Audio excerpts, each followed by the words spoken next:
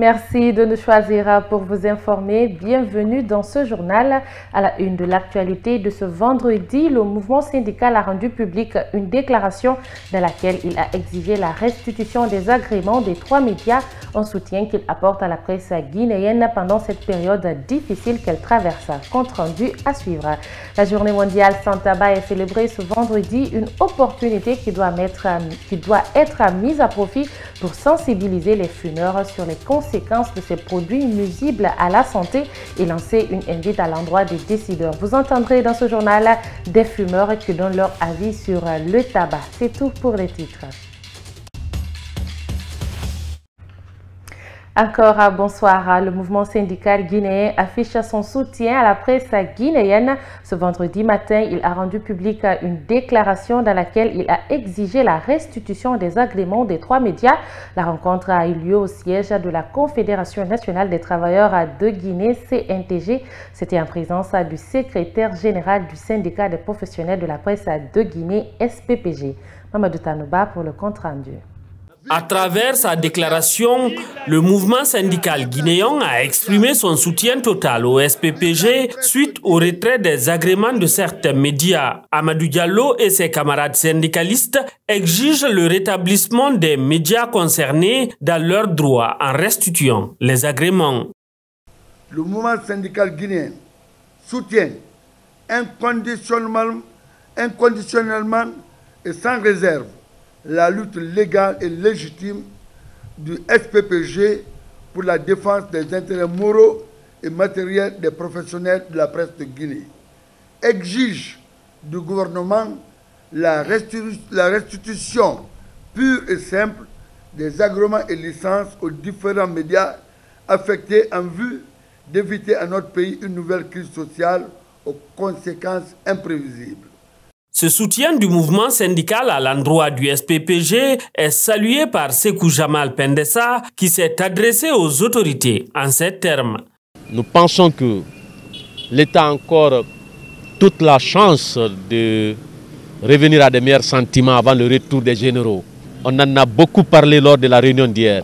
Faites tout pour résoudre cette question qui est aussi simple, qui ne coûte rien à l'État parce que vous n'avez pas un franc à payer pour libérer les médias, pour cesser les brouillages, pour restituer les agréments et les licences retirées. Les secrétaires généraux du mouvement syndical s'envolent pour Genève à l'OIT où ils passeront 2 semaines. Pendant cette période, ils espèrent que l'État aura suffisamment eu le temps de restituer les agréments aux médias concernés. De la Bourse du Travail, le secrétaire général du syndicat des professionnels de la presse de Guinée s'est rendu au siège du barreau de Guinée où il a déposé un courrier d'appui au niveau du secrétariat pour demander un soutien des avocats dans le combat contre l'atteinte à la liberté d'expression en Guinée. Sékou Jamal Pendessa est au micro de Mamadou Tanouba. Cette fois-ci encore, nous demandons leur appui. Cette fois-ci, pas dans les cours des tribunaux pour le moment parce que personne n'est arrêté, mais c'est pour se lancer dans la bataille. Nous savons que les avocats ont un grand poids, un grand rôle à jouer dans ce sens et vous allez voir dans les jours à venir toutes les forces qui sont pour la démocratie vont s'unir, en tout cas pour ce qui concerne la presse, le barreau, le mouvement syndical, pour qu'on puisse faire valoir nos droits. Les citoyens sont privés de l'information, c'est une préoccupation majeure parce que c'est leur droit à l'information qui est touché. Le barreau est concerné d'ailleurs. Je vous apprends que la dynamique était déjà, selon nos informations ici, la dynamique était en cours et donc nous n'avons aucun doute que nous allons bénéficier de leur soutien inconditionnel, un soutien de poids. Voilà. Les enseignants contractuels pour la zone spéciale de Conakry ne cessent d'interpeller les autorités pour leur intégration à la fonction publique comme ceux de l'intérieur du pays qui ont passé le concours en pratique 2 classes. Les enseignants contractuels évoluant à Conakry veulent bénéficier de la même opportunité. Leur dossier traîne toujours et pourtant ils continuent d'enseigner dans les établissements scolaires publics. Ansoubaï Le Baldé. C'est le énième appel des enseignants contractuels pour la zone spéciale de Conakry à l'endroit des autorités guinéennes. Mohamed Guilavogui réitère sa demande pour leur intégration à la fonction publique.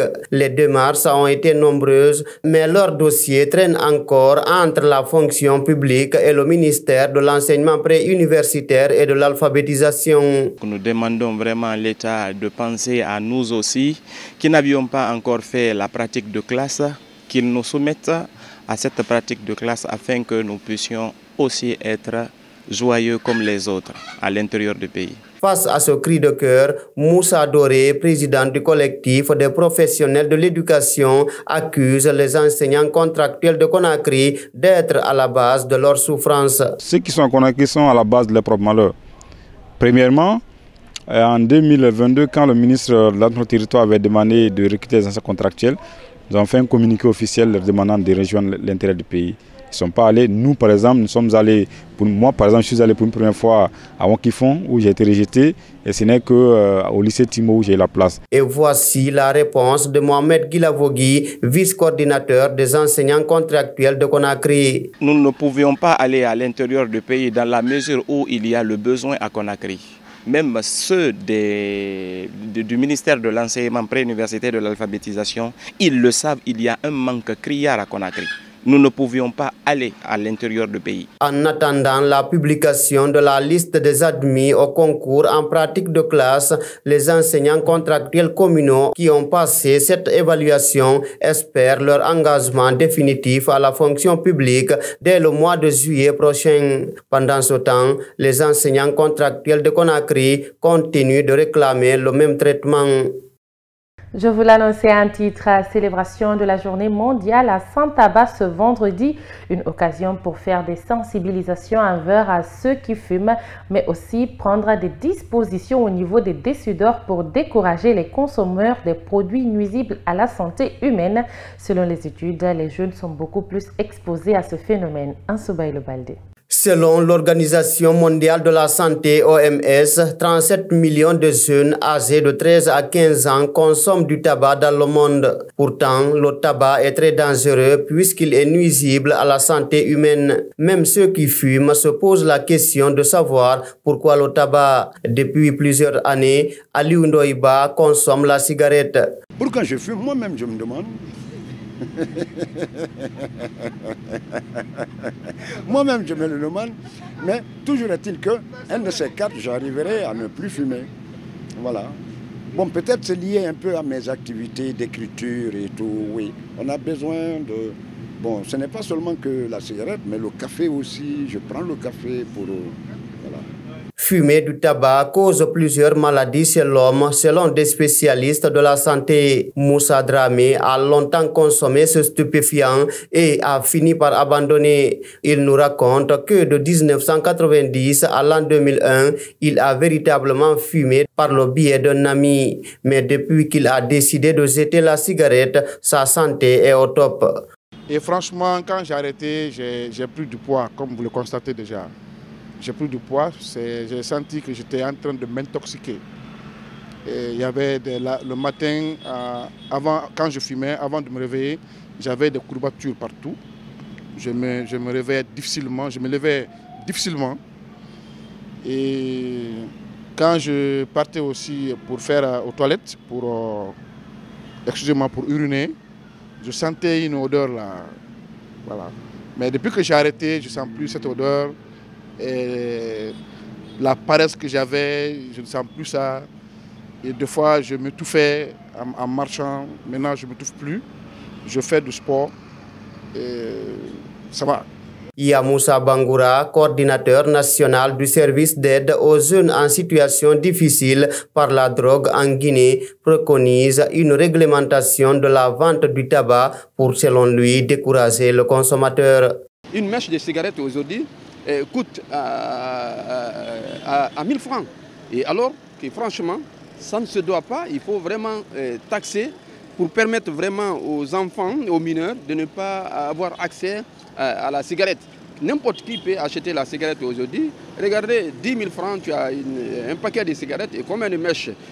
Donc ce sont des dispositions que nous envisageons que ces dispositions méritent d'être respectées sur le terrain. Si nous voulons vraiment lutter contre. Selon l'Organisation mondiale de la santé, les jeunes consomment beaucoup plus le tabac que les adultes. Sport pour clore à ce journal. Les demi-finalistes de la deuxième édition du tournoi UFOA Zone A du Sénégal catégorie U20 auraient gagné le sol guinéen ce jeudi 30 mai 2024. L'équipe guinéenne a été accueillie par le vice-président de la Fédération guinéenne de football en charge du football féminin et diversifié qui n'a pas manqué d'exprimer sa satisfaction face à la prestation des athlètes au cours de la compétition. Fatoumata Kane et Ousmane Kamara. Après sa remarquable participation à la deuxième édition du tournoi UFOA Zone A de sa catégorie au Sénégal, le CELI national féminin U20 est rentré au pays ce jeudi. Accueilli par le vice-président de la Fédération guinéenne de football en charge du football féminin et diversifié, Mamadou Barry, n'a pas manqué de féliciter ses athlètes pour leurs prestations. Mes sincères remerciements et mes encouragements à nos joueuses ainsi qu'au staff technique. Vous avez abattu du boulot. Vous avez, on a vu, vous vous êtes donné. Mais vous êtes battu, on a vu à la télé parce qu'on vous a suivi. Et nous vous demandons de redoubler le travail pour que les prochaines séances, pour que nous puissions venir avec la coupe. Demi-finaliste de cette compétition, la présidente de la Ligue guinéenne de football professionnel compte, avec son équipe, redoubler d'efforts afin d'apporter prochainement la coupe à la maison. Vraiment, nous avons des talents. Et quand elles vont continuer à travailler, c'est pas facile. Déjà, en 2 journées du championnat, on est arrivé là où on était. L'année dernière, c'est vrai qu'elles sont allées, elles ont été 2e, mais il n'y avait que 4 équipes qui ont compétit. Là, cette année, il y a eu 8 équipes de la zone en 2 poules. Arriver jusqu'à prendre la 4e place, vraiment, je tiens à leur féliciter. Et on va encore redoubler d'efforts. Comme je le dis tout le temps, c'est le football féminin qui donnera une coupe à la Guinée. Élue meilleure joueuse de la compétition, Fatoumata Yaya Samora est satisfaite de cette réalisation individuelle. Bon, avant d'aller à cette compétition, c'était mon objectif primordial d'être meilleure joueuse ou meilleure buteuse. Donc, être meilleure joueuse aujourd'hui, je pense bien que l'objectif a été atteint. Et puis, je dédie ce trophée à ma très chère Maëtenen Kamara qui m'a tout soutenu, les encadreurs, les amis. Je vous dis vraiment merci. Le vice-président de la Fédération guinéenne de football a terminé par réaffirmer son engagement pour l'épanouissement du football guinéen en général et en particulier le football féminin. Et voilà, c'est la fin de ce journal. Merci de votre attention. Passez une bonne soirée en compagnie de nos programmes. Au revoir.